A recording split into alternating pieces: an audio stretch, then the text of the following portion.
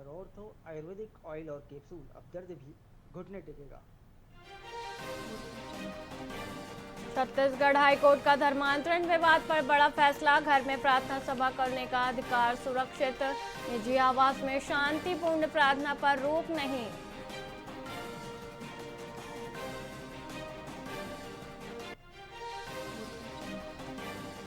कांकेर में 2 नक्सलियों ने किया सरेंडर। AK-47 के साथ PPCM शंकर और PM हिडमा मुख्यधारा में लौटे। पिछले 6 दिनों में 11 नक्सलियों ने किया आत्मसमर्पण।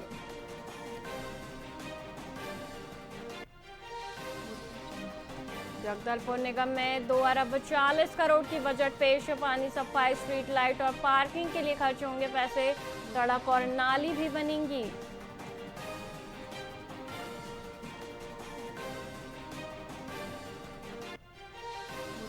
जनगणना में OBC को शामिल करने की मांग तेज। कोंडा गांव में सर्व पिछड़ा वर्ग समाज ने प्रशासन को सौंपा आवेदन। 27% आरक्षण की भी मांग।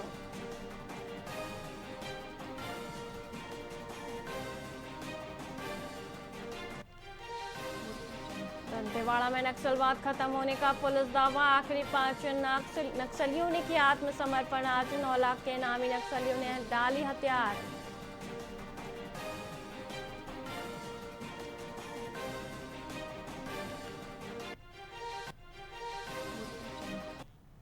नमस्कार, आप देख रहे हैं VIP न्यूज और मैं हूं वैशाली श्रीवास्तव। आइए रुक करते हैं खबरों की ओर। मनेन्द्रगढ़ के बिसाहू दास महंत पार्क में उनकी जयंती पर श्रद्धांजलि कार्यक्रम आयोजित हुआ। नेता प्रतिपक्ष डॉक्टर चरण दास महंत ने पुत्र सूरज महंत संग पुष्पांजलि अर्पित की। कार्यक्रम में जनप्रतिनिधि और बड़ी संख्या में कार्यकर्ता मौजूद रहे।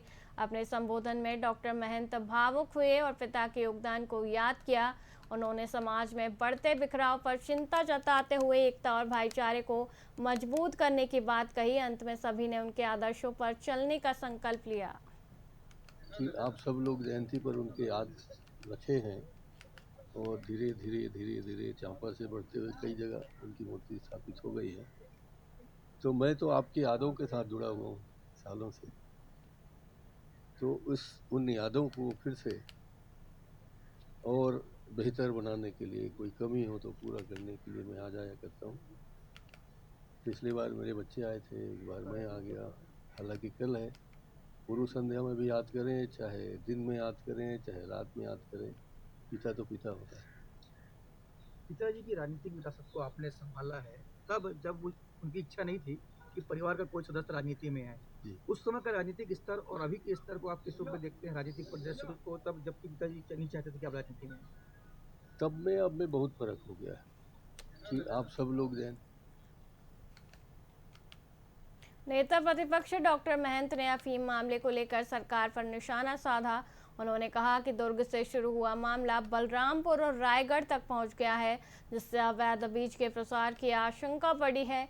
महंत ने कहा कि अफीम औषधीय दृष्टि से महत्वपूर्ण है। इससे कैंसर जैसी बीमारियों की दवाइयां बनती हैं, लेकिन इसकी अवैध खेती गलत है।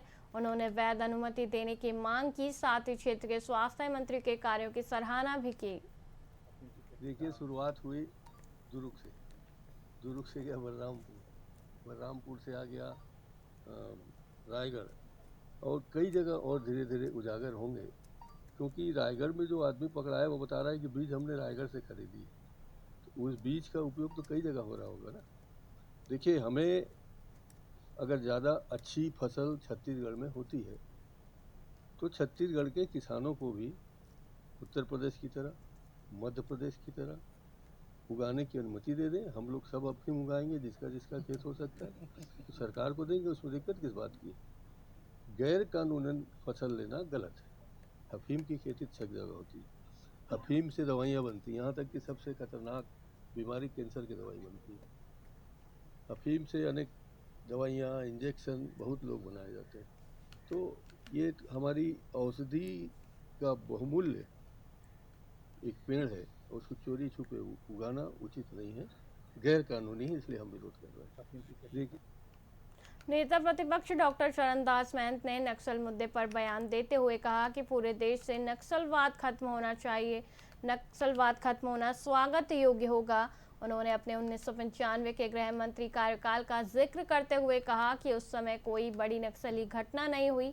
महंत ने कहा कि बस्तर के लोगों की सुरक्षा हर सरकार का पहला कर्तव्य है। उन्होंने माना कि नक्सलवाद अभी पूरी तरह खत्म नहीं हुआ है और इसकी विचारधारा को समाप्त करने में समय लगेगा, जिसके लिए जवान लगातार तैनात हैं। नक्सल खत्म हो जाए पूरे देश में, हम उसका स्वागत करते हैं। छत्तीसगढ़ में भी हम सब लोगों ने मिल करके नक्सल खत्म करने के बारे में सोचा। मैं जब गृह मंत्री था उस समय कोई नक्सली वारदात नहीं हुआ था। 95 में मैं गृह मंत्री बन गया था मध्य प्रदेश। तब से थोड़ी बढ़ी, बीच में भाजपा का शासनकाल आया, फिर बीच में हमारा शासनकाल आया, फिर बीच में अब उनका शासन आ गया। तो ऐसा नहीं कि किसी सरकार ने इसको कम या ज़्यादा किया हो। अपने बस्तर के निवासियों की सुरक्षा करना हर सरकार का धर्म रहा है, धर्म रहेगा और धर्म होना चाहिए, और सब ने अपने अपने धर्म का निर्धारण किया। आज जो ऐलान किया जा रहा है कि खत्म, आप क्या कहते हैं? अभी ख़त्म नहीं हुआ है, उनको अच्छे से पूछिए। अभी सशस्त्र नक्सली खत्म हुए हैं, आपको दिए हैं, मगर नक्सली विचारधारा अभी खत्म नहीं हुई है। नक्सल खेलो इंडिया ट्राइबल गेम्स 2026 में छत्तीसगढ़ की महिला फुटबॉल टीम ने रोमांचक सेमीफाइनल मुकाबले में अरुणाचल प्रदेश को हराकर फाइनल का टिकट पक्का कर लिया है। रायपुर के स्वामी विवेकानंद कोटा स्टेडियम में खेले गए मैच में कप्तान किरण पिस्दा ने जादुई प्रदर्शन किया। उन्होंने न केवल गोल दागा बल्कि पेनल्टी शूटआउट में गोलकीपर की भूमिका निभाकर 2 शानदार बचाव भी किए। निर्धारित समय तक स्कोर 2-2 रहने के बाद छत्तीसगढ़ ने 4-3 से जीत दर्ज की।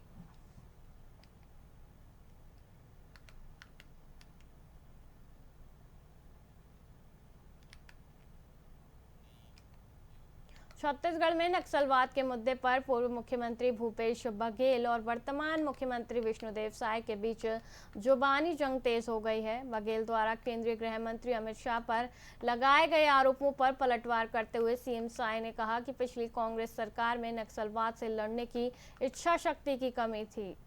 आज 31 मार्च है और अमित शाह जी के कथन अनुसार आज छत्तीसगढ़ में नक्सलवाद का आखिरी दिन। कल लोकसभा में उन्होंने ये झूठ बोला कि हमारी सरकार ने उसमें मदद नहीं की।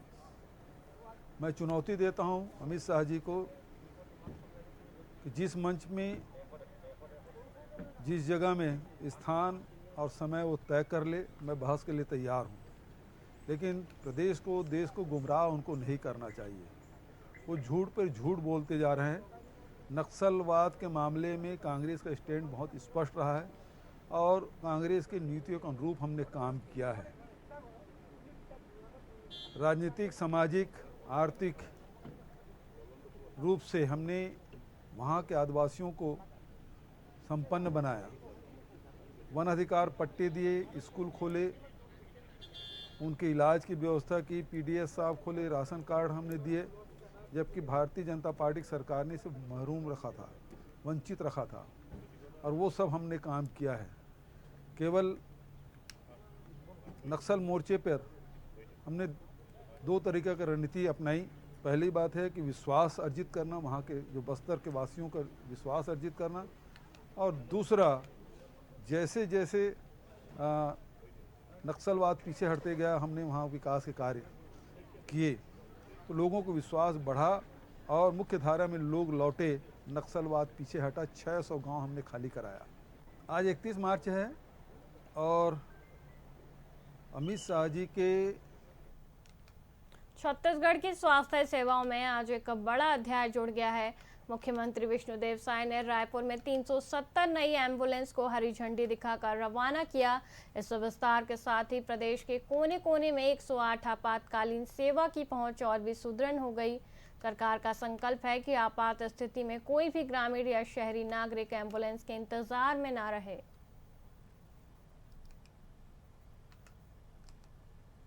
छत्तीसगढ़ के लिए बहुत ही ऐतिहासिक दिन है।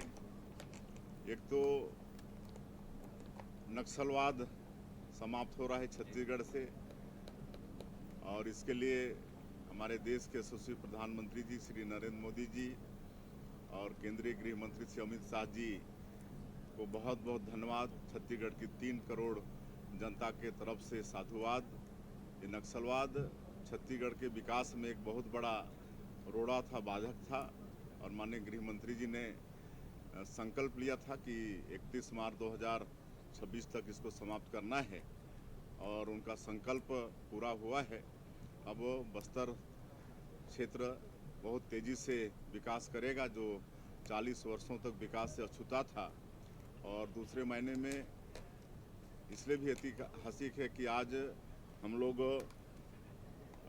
375 108 एम्बुलेंस हरी झंडी देकर प्रदेश के विभिन्न जिलों में, क्षेत्रों में भेजे हैं। बहुत बड़ी उपलब्धि है हमारे छत्तीसगढ़ के लिए, और विशेषकर स्वास्थ्य जगत के लिए, हमारे छत्तीसगढ़ के लिए। और इसके लिए मैं हमारे प्रदेश के कर्मठ और ऊर्जावान स्वास्थ्य मंत्री श्री श्याम बिहारी जायसवाल जी, उनके पूरे विभाग को बहुत बहुत धन्यवाद और बधाई देता हूं, और छत्तीसगढ़ वासियों को शुभकामनाएं। जांजगीर जिले के शिवरी नारायण में नाविकों की भूख हड़ताल छठे दिन भी जारी है। नाविकों ने नगर पंचायत पर पैसे लेकर अतिरिक्त नाव को संचालन की अनुमति देने का आरोप लगाया है, जिससे यात्रियों की जान खतरे में पड़ रही है। उनका कहना है कि निर्धारित संख्या से अधिक नावें चलाई जा रही हैं। प्रशासन के रवैये से नाराज नाविकों ने चेतावनी दी है। वहीं कलेक्टर ने मामले में जल्द संज्ञान लेकर समाधान निकालने का आश्वासन दिया है। इस दिन से हड़ताल में बैठे हैं, आज 22 दिन करीब हो गया है हड़ताल में बैठे। और सीमो साहब के पास जाते हैं कि हमारा मोटर वापस करो, तो ये बोल रहा है कि लिख के दो, मैं नाव नहीं चलाऊंगा, तब तो मोटर दूंगा करके बोल रहा है, और देने के नाम नहीं ले रहा है। कलेक्टर महोदय की बोल से भी गए थे, एसडीएम के पास भी गए थे, तहसीलदार के पास भी गए थे, लेकिन कोई कुछ नहीं बोल रहा है। कलेक्टर साहब बोल दिया कि ना मैं उन लोगों को परमिशन दिया हूँ चलाने को, ना आप लोगों को दूंगा, उनका साफ साफ कहना है। लेकिन यहाँ अध्यक्ष महोदय का कहना है कि मैं नहीं दूंगा, या सीमो ये बोल रहा है मैं मोटर एक शर्त में दूंगा, आप लोग लिख के दो कि नाव नहीं चलाओगे करके, तब मैं मोटर वापस करूंगा बोल रहा है। अगर वो हम लोग लिख के दे देंगे तो मोटर को क्या करेंगे भाई, नदी में रखने के लिए थोड़ी लाए, हम लोग तो 2 पैसा कमाने के लिए लाए हैं, गरीब आदमी है। मोटर चलेगा तो घर का खर्चा चला पाएंगे।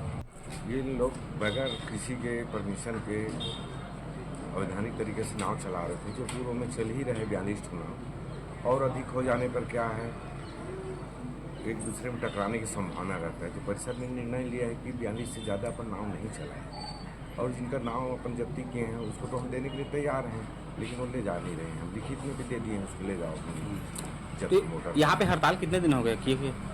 लगभग माने 6-7 दिन हो गए। इस दिन से हड़ताल में बैठ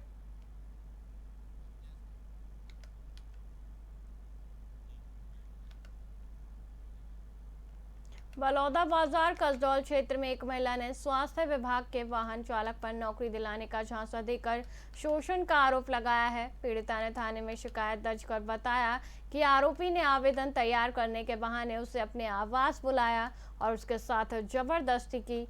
महिला का कहना है कि आरोपी ने उसे धमकाया और पैसे भी मांगे।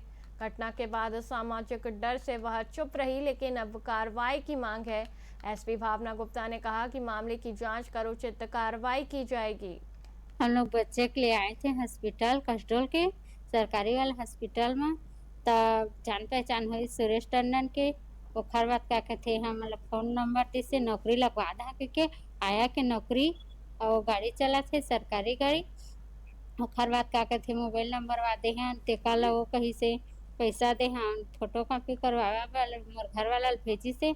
ते कल मोर संग गलत संबंध बनाई से 29 तारीख के 2024 के 12वां महीना। तेखर बात का के थे भेजी से हम घर ओखर बिहान देना है 30 तारीख के पैसा ऐसा लेके हाँ तो चाची की बेटी लेके आवे कोई भी होगी के देते रहे। ते कल फिर धीरे धीरे आज लगी कल लगी के 2 साल हम घुमाती से और पैसा नहीं मिलिस ना नौकरी नहीं मिलिस, और मोर संग जबरदस्ती और संबंधों बनाई से। और कसडोल के थाना में कहे हन तब हो मन कुछ है नहीं बतैसे, तो कसडोल के माहन फिर भी ये मैडम बोली से कि हो जाएगी, अभी कार्रवाई करेंगे, जांच पड़ताल करेंगे, करवा दे करवो कहीं से।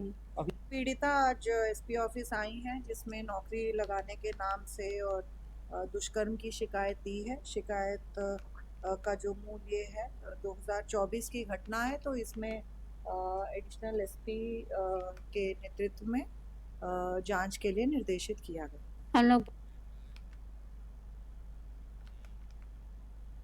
अंबिकापुर के रजिस्ट्रार कार्यालय में स्टाम्प वेंडरों का गुस्सा फूट पड़ा। वेंडरों ने रजिस्ट्रार के व्यवहार और कथित भ्रष्टाचार के खिलाफ जोरदार प्रदर्शन किया। आरोप है कि स्टाम्प जारी करने के नाम पर 3,000 रुपये से 5,000 रुपये तक रिश्वत मांगी जा रही है। छुट्टी के दिन भी रजिस्ट्री होने से सिस्टम पर सवाल उठे। नाराज वेंडरों ने कार्यालय के बाहर हंगामा किया। मामले के तूल पकड़ने के बाद प्रशासन की कार्यप्रणाली पर गंभीर सवाल खड़े हो गए हैं।